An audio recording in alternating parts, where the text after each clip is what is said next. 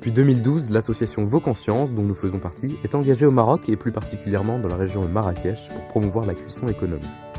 En 2019, nous avions comme objectif d'installer 110 modèles de cuiseurs à bois économes, soit un dans chaque foyer du petit village de Tizi-Noucheg, perché dans le Haut Atlas de la vallée de l'Ourika. Jusqu'à présent, le moyen de cuisson le plus courant était le cuiseur à bois classique, aussi nommé cuiseur 3 pierres.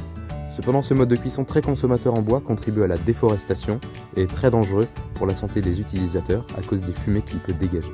Le principe d'un cuiseur à bois économe est assez simple. Pour pouvoir assurer une combustion complète des gaz et particules dégagés lors de la carbonisation du bois, la température au sein du foyer doit atteindre les 800 degrés Celsius. Bolivian Tissus de Soleil est une association française qui développe des outils de cuisson économes. Elle a mis à notre disposition 3 de ces modèles de cuiseurs à bois économes que voici. Le premier modèle est constitué d'un pot de peinture usagé. Il a une cheminée cylindrique qui est entourée d'un isolant minéral, de la vermiculite.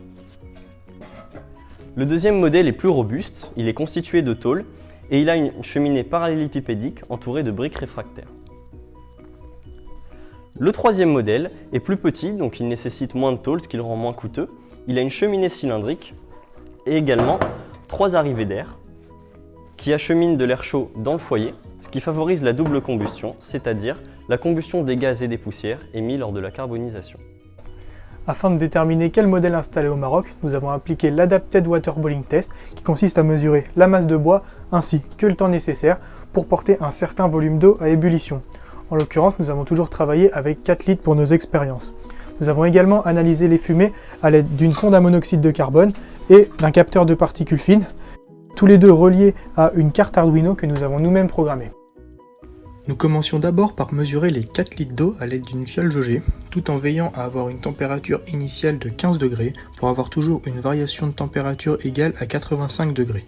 Nous disposions ensuite la cocotte sur le feu en démarrant simultanément un chronomètre.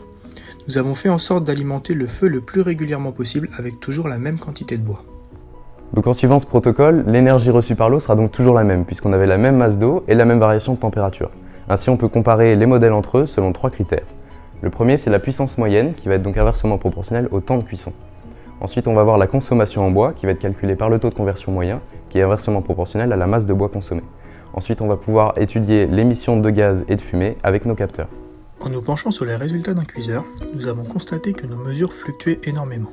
Cela n'est bien sûr pas dû à la précision de nos appareils utilisés. Certains ont même été étalonnés par la société Triscal. Mais c'est plutôt dû au fait que la combustion du bois n'est pas une expérience aussi facilement répétable. En effet, les morceaux de bois ne sont jamais rigoureusement identiques et disposés de la même façon dans le foyer. De plus, mesurer la quantité restant dans le foyer en fin de chauffe est une opération délicate. Nous avons pu comparer les 3 modèles en tenant compte de ces incertitudes. Le premier s'est avéré être le plus puissant et c'est très probablement grâce à son isolation qui est plus optimisée que celle de ses homologues, mais aussi grâce à ses supports qui sont plus hauts. En revanche, il n'a pas été le moins consommateur en bois et le moins polluant, puisque les fumées ne pouvaient pas rester suffisamment de temps dans le foyer pour optimiser leur combustion. Les résultats du troisième modèle nous ont semblé très prometteurs, puisqu'il consommait autant de bois que le premier, et il était certes moins puissant, mais il pouvait être largement amélioré en termes d'isolation. À la vue de ces résultats, on a décidé de concevoir notre propre cuiseur en partant du troisième modèle. Nous avons choisi de repartir d'un foyer cylindrique auquel nous avons accolé une petite arrivée d'air que nous avons séparée de la paroi extérieure par de l'isolant. Notre four sera de forme parallélépipédique pour qu'il soit simple à produire et plus robuste.